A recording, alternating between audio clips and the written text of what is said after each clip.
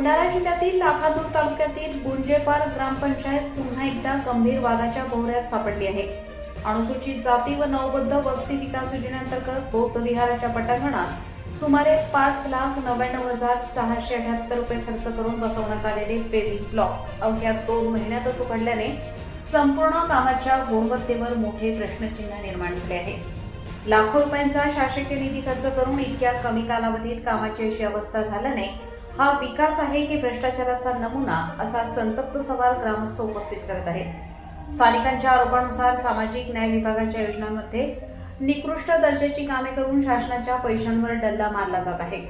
बौद्ध समाजाच्या विकासासाठी असलेला निधी काही ठेकेदार, संबंधित अधिकारी आणि जबाबदार यंत्रणांच्या संगनमतातून वाया घालवला जात असल्याची चर्चा परिसरात रंगली आहे। या प्रकरणाला आणखी गंभीर वळण तेव्हा मिळाले जेव्हा या निकृष्ट कामाची बातमी प्रसिद्ध होऊ नये म्हणून संबंधित ठेकेदार सुरेंद्र भरणे याने पत्रकारांना पैशांचे आमिष दाखवून बातमी दाबण्याचा कथित प्रयत्न केल्याचा आरोप करण्यात आला।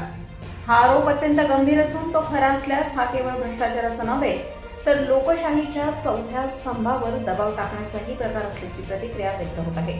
अवघ्या 2 महिन्यात उघडलेले पेव्हिंग ब्लॉक हे निकृष्ट कामाचे जिवंत उदाहरण असल्याचे ग्रामस्थांचे म्हणणे आहे।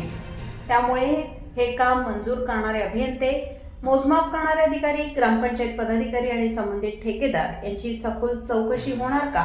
तसेच पंचायत समितीचे गटविकास अधिकारी, बीडीओ दोषींवर कठोर कारवाई करून शासकीय निधीची लूट थांबवणार का? असा संतप्त सवाल आता नागरिकांकडून उपस्थित केला जात आहे। आकाश नंदागवळी, भंडारा गोंदिया जिल्हा प्रमुख।